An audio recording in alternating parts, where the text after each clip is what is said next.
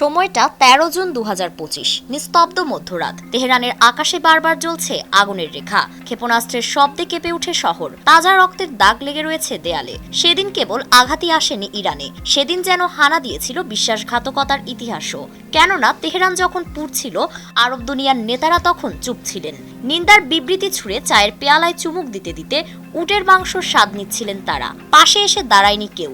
একা ছিলেন Ayatollah Ali Khamenei. তবে তিনি জানেন ইতিহাস, জানেন শক্তির আসল উৎস মানুষ নয়, বিশ্বাস। জানেন কারবালার ময়দানে যেমন একা দাঁড়িয়েছিলেন হোসেন, তেমনি আজ তাকেও হয়তো একা দাঁড়াতে হবে। তার চেহারা তাই ছিল শান্ত, কণ্ঠ ছিল অবিচল, নয়নে ছিল দৃঢ় সংকল্প।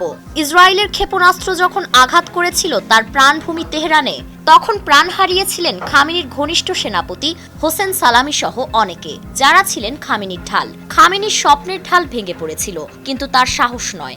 কারণ খামেনি জানেন মানুষের সঙ্গই সব নয়। তিনি জানেন যিনি আল্লাহর উপর ভরসা রাখেন তাকে হারানো যায় না কোনো বোমায়। তার ঈমান ছিল তার সবচেয়ে বড় অস্ত্র।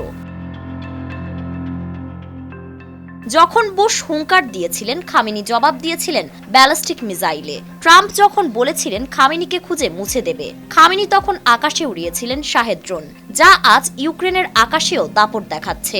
এবার ট্রাম্পের আমেরিকা নামালো পৃথিবীর সবচেয়ে শক্তিশালী বোমারু বিমান B-2 স্পিরিট। ৩০,০০০ পাউন্ড ওজনের বোমা ফেলা হলো ইরানের পারমাণবিক কেন্দ্রে। মার্কিনীরা ভেবেছিল ইরান শেষ, কিন্তু সত্য ছিল অন্য। খামেনির গোপন গবেষণা কেন্দ্র, তার প্রযুক্তিবিদ, বিজ্ঞানী, প্রকৌশলী সব ছিল অক্ষত।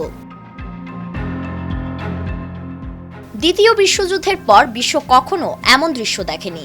এতদিন ধরে আমেরিকার দিকে চোখ তুলে তাকানোর সাহস দেখায়নি কোনো নেতা, কিন্তু সেই সাহস দেখিয়েছেন এই নেতা। ট্রাম্পের আক্রমণের পর আরো শক্তিশালী হয়ে ফিরল ইরান। এবার এলো খামেনির পাল্টা জবাব। কাতারের মার্কিন ঘাঁটি কেঁপে উঠল ইরানের বৃষ্টির মতো ক্ষেপণাস্ত্রে, যেন আহত সিংহ গর্জে উঠল। বিশ্ব তাকিয়ে থাকলো নিস্তব্ধ হয়ে, কিভাবে আমেরিকার মতো পরাশক্তি নতজানু হয়ে যায় খামেনির ইরানের সামনে।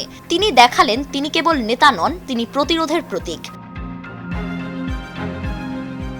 ১৯৮৯ সালে যখন খামেনি নেতৃত্বের মঞ্চে উঠেছিলেন, অনেকেই বলেছিল তিনি পারবেন না, কিন্তু তিনি আজ প্রমাণ করলেন ইরানের মাটি কেবল গ্যাস, তেল আর ইউরেনিয়ামের নয়, এর প্রতিটি দানায় মিশে আছে আত্মসম্মান আর প্রতিরোধের গল্প। খামেনি জানেন বোমা শেষ হয়, মিসাইল নিঃশেষ হয়, কিন্তু বিশ্বাসের শক্তি ফুরোয় না। ফারিন রহমান প্রীতি, নয়া দিগন্ত।